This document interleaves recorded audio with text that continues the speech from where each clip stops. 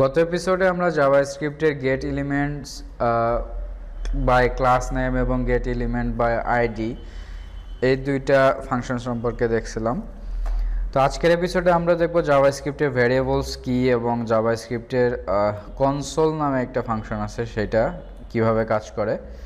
তো ভ্যারিয়েবলস আমরা অলরেডি শিখে আসছি যখন আমরা আমাদের সিএসএস করা হয়েছে, যখন আমরা যখন সিএসএস করছি এবং আমরা অলরেডি যখন নাইকি বা ফুডিস টেমপ্লেট করছিলাম আমরা কিন্তু সিএসএস এর ভ্যারিয়েবল সম্পর্কে শিখে ফেলছি। যেরকম ধরেন এই যে এরকম এগুলো হচ্ছে সিএসএস এর ভ্যারিয়েবল, অর্থাৎ এই ভ্যারিয়েবলে কিছু একটা স্টোর করে রাখা হয়, মানে কিছু একটা সেভ করে রাখা হয় যেটা আমরা চাইলেই কি করতে পারি, রিইউজ করতে পারি, মানে আবার অনেক জায়গায় বিভিন্ন জায়গায় ইউজ করতে পারি। তো ঠিক একইভাবে আমাদের জাভাস্ক্রিপ্টেও আমরা ভ্যারিয়েবল নিয়ে কাজ করতে পারি। তো ভ্যারিয়েবল যদি জাভাস্ক্রিপ্টে আমরা কোনো ভ্যালু যদি আমরা স্টোর করে রাখতে চাই তো সেক্ষেত্রে আমাদের আসলে কিভাবে ভ্যারিয়েবলগুলো ক্রিয়েট করতে হবে। তো ফার্স্ট অফ অল দেখেন এইখানে আমরা যেটা ধরছিলাম আর কি, সাপোজ আমরা যদি get elements by class name এই পর্যন্ত যদি আমরা ধরি, আসলে এই পর্যন্ত মানেটা কি আসলে। সো ডকুমেন্টের ভিতরে get elements by class name মানে এলিমেন্টসগুলো ধরবে কিসের সাথে, ক্লাস নেমের সাপেক্ষে, এবং সেই ক্লাস নেমটা যদি হয় টেক্সট তাহলে ওই এলিমেন্টসগুলো সে ধরবে এইটা। তো এখন আমরা যদি ধরেন যে এইটা আসলে ধরছে কি না এটা আমরা বুঝবো কিভাবে। যদি ধরেন আমাদের কখনো আমরা দিলাম ইনার HTML দিয়ে সামথিং যাই হোক, এটা আমরা দিলাম, দেওয়ার পরে কাজ করতেছে না, যদি এরকমটা হয় তো সেক্ষেত্রে দেখেন এটার ভিতরে আসলে কি আছে সেটা আমরা বুঝবো কিভাবে যে এটার ভিতরে আসলে কি আছে। তো এটার জন্য আমাদের কি করতে হবে, এই জিনিসটার মধ্যে যেটাই থাকুক না কেন সেটা যদি আমরা ভ্যারিয়েবলে ডিক্লেয়ার করতে চাই তাহলে আমরা কি করব, একটা ভ্যারিয়েবলে var একটা ওয়ার্ড নেব। তো var একটা কমান্ড দিয়ে আমরা কি করলাম, সাপোজ যে কোনো নাম দিতে পারি আমরা ভ্যারিয়েবলের নাম, সাপোজ হচ্ছে আমরা ওকে টেক্সট প্যারাগ্রাফ এরকম আমরা একটা নাম দিলাম আর কি। হ্যাঁ, সাপোজ টেক্সট প্যারাগ্রাফ। এখন একটা ব্যাপার হচ্ছে যে আমরা সিএসএসে কি করছি, দুইটা ওয়ার্ড যখন চলে আসছে তখন কিন্তু মাঝখানে আমরা হাইফেন ইউজ করা হয়েছে আমাদের। তো জাভাস্ক্রিপ্টে আসলে এরকম কোনো সুযোগ নাই। জাভাস্ক্রিপ্টে দুইটা ওয়ার্ড যদি আসে তো সেক্ষেত্রে হাইফেন ইউজ করার সুযোগ নাই।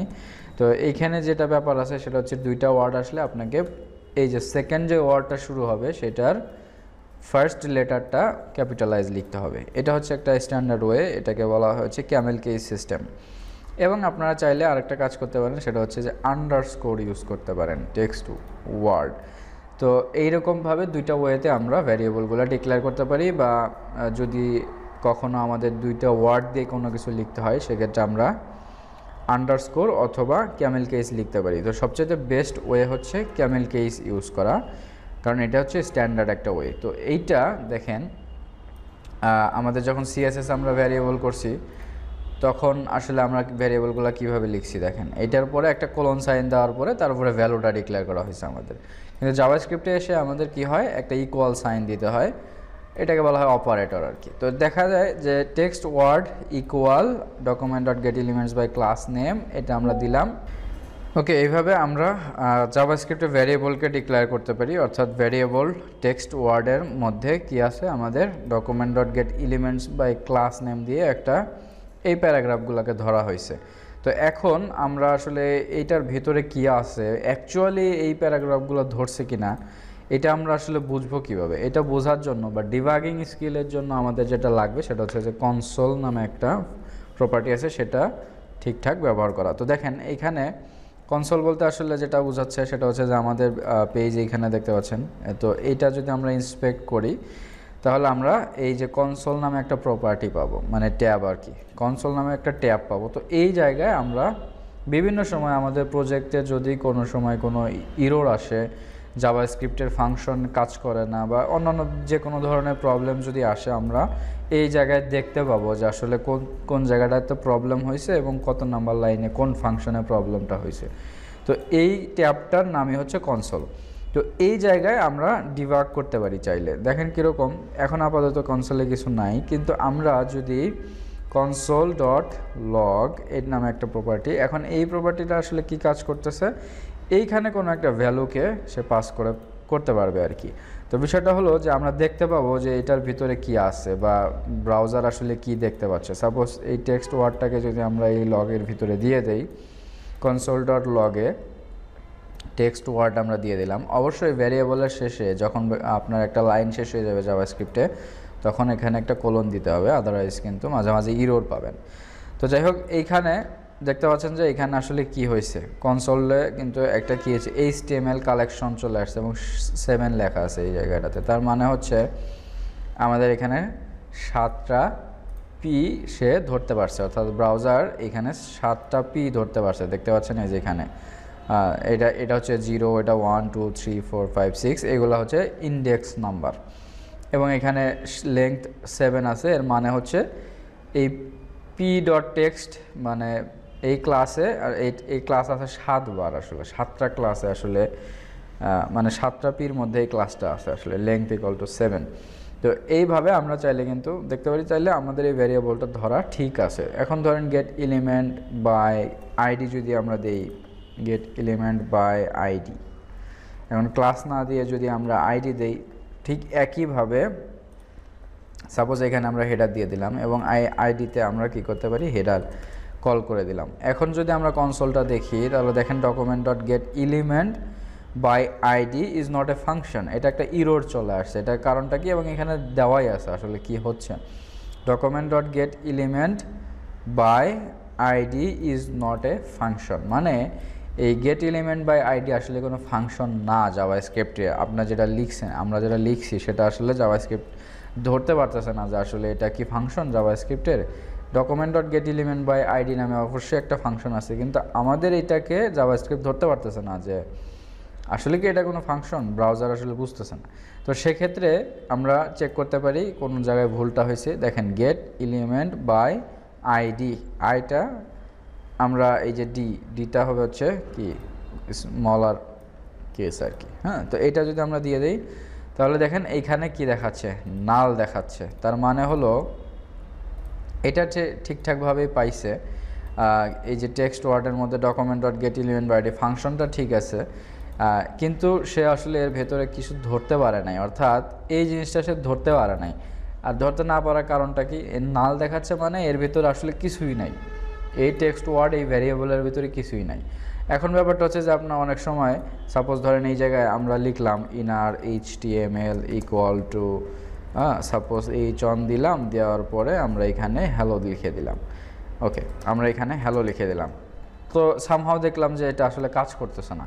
তো সেক্ষেত্রে আমাদের ডিবাগ করার একটা দরকার পড়ে যে আসলে এটার ভিতরে আছেটা কি, যেন কাজ কেন করতেছে না, এটা একটা দেখার বিষয় আছে না, যে ইনার HTML এই ফাংশনটা কাজ করতেছে না। তাহলে আমরা এই পর্যন্ত তো ধরলাম, ধরার পরে এইটা আসলে এটার ভেতরে আসলেই সে এটাকে ধরতে পারছে কি না সেটা হচ্ছে দেখার বিষয়। যদি ধরতে পারে তাহলে আমাদের পরবর্তী যেটা .innerHTML এর মধ্যে ভুল আছে, এইভাবে হচ্ছে আমরা আসলে ডিবাগিংটা করি। তো দেখেন এই জায়গায় আসলে সে নাল দেখাচ্ছে, এটার কারণ হলো এই আইডি নামে আমাদের কোনো HTML এলিমেন্টস আমাদের ট্যাগে নাই। এখানে যেটা আছে সেটা হচ্ছে হ্যাশ দেওয়া আছে, এখানে আসলে হ্যাশ দেওয়া উচিত না, এটা একটা আইডি নাম হবে, তাই না, আইডি দিয়ে হেডার এরকমটা হবে, তাহলে সে ধরতে পারবে আসলে টেক্সট ওয়ার্ডের মধ্যে কিছু একটা আছে কিনা। তো এখন যদি আমরা একটা রিলোড দিয়েই, তাহলে এই যে দেখেন div.header, সে এখানে যদি আমরা মানে করি, তাহলে আমাদের এটার ভেতরে সে ধরতে পারছে আর কি। এটার মধ্যে সে ডিটেলসে সব কিছুই মানে কি আছে না আছে সব কিছু সে দেখাই দিতেছে আর কি। যে ওপেন মোবাইল মেনু আছে এর ভিতরে, হ্যাঁ, এই যে অ্যাঙ্কর ট্যাগে এই যে ওপেন মোবাইল মেনু এগুলো আছে আর কি, সব সে পুরো ডিটেলসটা এখানে তুলে ধরছে আর কি। তো এই হচ্ছে ব্যাপার।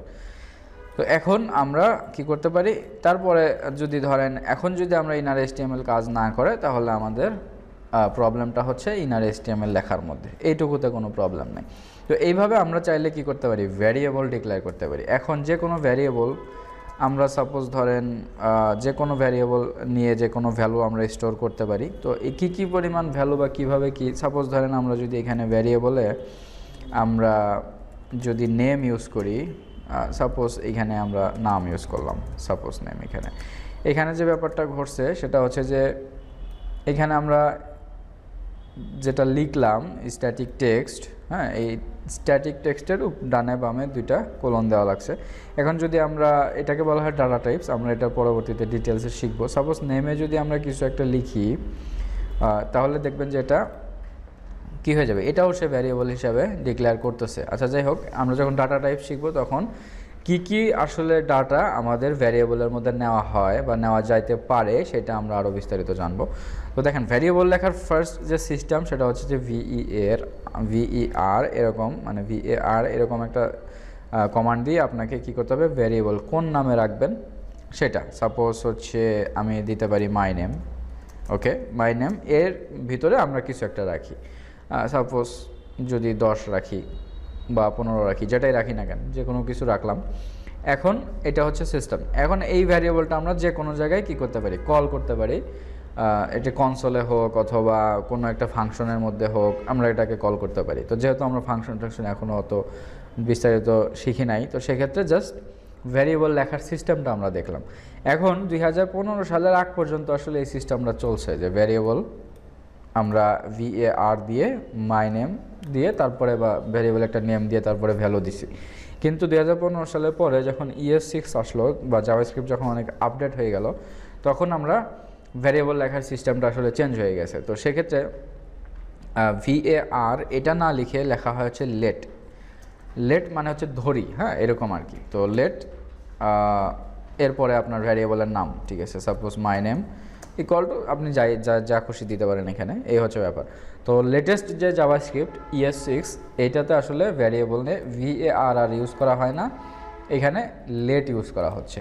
তো এটা হলো মানে লেটেস্ট জাভাস্ক্রিপ্ট। এবং যদি ভিএআর থাকে তাহলে বুঝতে হবে এটা অবশ্যই 2015 সালের আগের যে জাভাস্ক্রিপ্ট ছিল সেইভাবে, সেই প্যাটার্ন। তবে এটাও কাজ করে, এটাও কাজ করে, দুটাই কাজ করতেছে, কিন্তু লেটেস্ট টেকনোলজি হচ্ছে লেট এটা দিয়ে করা। এবং বেস্ট প্র্যাকটিসটাও হচ্ছে লেট ইউজ করা জাভাস্ক্রিপ্টে ভিএআর এর পরিবর্তে।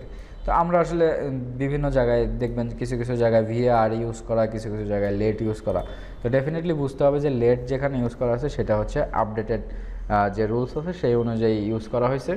এবং ভিএআর অনেক আগে ছিল, অনেকে দেখা যায় এটাতেই এখনও অভ্যস্ত, যার কারণে ভিএআর লেখে। বা অনেকে দেখা যায় যে আপনি এমন একটা কোড স্ক্রিপ্ট ডাউনলোড করছেন কোনো একটা জায়গা থেকে যেটা আসলে অনেক পুরাতন একটা স্ক্রিপ্ট, তো সেক্ষেত্রে আপনি ভিএআর এখানে দেখতেই পাবেন। তো এই হচ্ছে ব্যাপার। তবে আমরা সবসময় ভ্যারিয়েবলকে এলইটি অর্থাৎ লেট দিয়েই ডিক্লেয়ার করব। তো এই হচ্ছে ভ্যারিয়েবলের মানে বেসিক একটা কনসেপ্ট। ভ্যারিয়েবল এবং কনসোল কিভাবে কাজ করে আমরা দেখলাম। তো আগামী এপিসোডে আমরা ডেটা টাইপস নিয়ে আলোচনা করব, যে আসলে ভ্যারিয়েবলসের মধ্যে বা জাভাস্ক্রিপ্টে আমরা আসলে কত ধরনের ডাটা রাখতে পারি এবং কোন ডাটা কিভাবে ইউজ করা হয়, এই বিষয়গুলো নিয়ে আমরা আগামী এপিসোডে দেখব।